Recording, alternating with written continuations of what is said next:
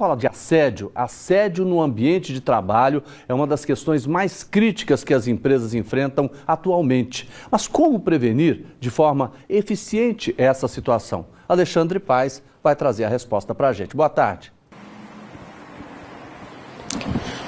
Boa tarde, vou levar para você quem nos acompanha. Para se ter uma ideia, apenas no primeiro semestre deste ano, o Conselho Nacional de Justiça, o CNJ, já contabilizou mais de 30 mil processos de pessoas que entraram na justiça contra a empresa que trabalhava por conta de assédios que sofreram enquanto exerciam atividade laboral, atividade de trabalho. Sobre esse assunto, nós vamos conversar com o Dr. Leandro Borba, ele é advogado, e vai até falar para a gente um pouquinho a respeito sobre isso. Doutor, boa tarde para você. A gente começa querendo entender e também explicar para quem está de casa quais são os tipos de assédio mais comuns dentro do ambiente de trabalho. Sim, Alexandre, é o seguinte, nós temos dois tipos de assédios mais comuns. O assédio moral e o assédio sexual.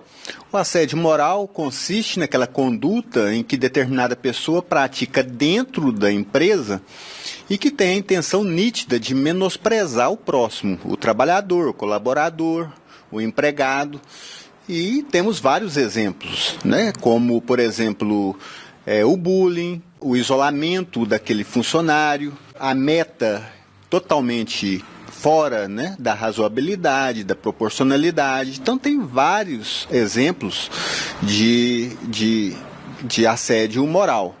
Então, temos essa questão, é uma questão muito grave, muito séria, e que o legislador tenta corrigir a partir de agora, porque até então essa questão ela era tratada num campo ético e agora é tratada num campo jurídico. Então muda-se a situação. Doutor, inclusive o CNJ apontou que pelo menos 40% desses processos que entram aí também envolvem assédio sexual. Sim, o assédio sexual também é muito comum, muito frequente e se caracteriza por aquele ato que tem conotação sexual e que muitas vezes, eu posso citar aqui como exemplo, aquela situação, aquelas propostas inusitadas, o elogio excessivo a determinado funcionário e muitas vezes aquele oferecimento de promoção a determinado funcionário, mas com outra intenção.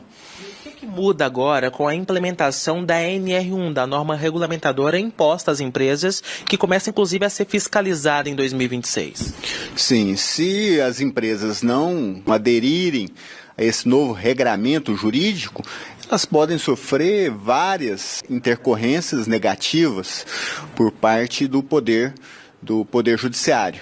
Na maioria das vezes, o que impede essa pessoa de, às vezes, denunciar o que está acontecendo no trabalho? Eu diria que são 3 fatores importantes aí.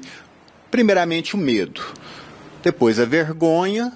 E depois, eu posso dizer que é a condição financeira desse trabalhador, dessa vítima. Medo por quê? Medo de ser retalhado, de sofrer retaliação dentro da própria empresa.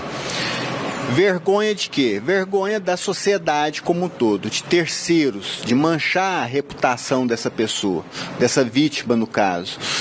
E em terceiro lugar, a situação financeira dessa pessoa. Ela receia que seja mandada embora e pior do que isso, ela receia de que o seu currículo seja manchado e ela não consiga no futuro obter um novo emprego em razão desse dado em especial. De que maneira essas empresas, doutor Leandro, podem se adequar para seguir a NR1, então, que tem até o fim desse ano, o prazo já está contado?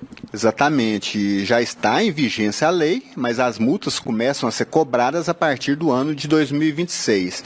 O que pode fazer as empresas? As empresas podem ter uma política de prevenção, de fiscalização, de sanção, para que isso não ocorra, porque o legislador deixou claro que essa medida, esse tipo de comportamento, de conduta por parte de funcionários e proprietários de empresas, ele deve ser reduzido, totalmente extirpado do mundo que nós vivemos. Doutor Leandro Borba, advogado, obrigado pela participação conosco aqui no TJ Goiás. Jodevar, eu encerro daqui, inclusive deixando esse questionamento, porque o número de processos contra empresas, ou seja, de pessoas que foram mandadas embora, ou então que simplesmente foram demitidas, depois processaram essas empresas, cresceu cerca de 40% comparado com 2023, e agora o CNJ também, com essa norma, quer justamente reduzir isso e, é claro, promover um ambiente de trabalho cada vez mais saudável. Volto com você.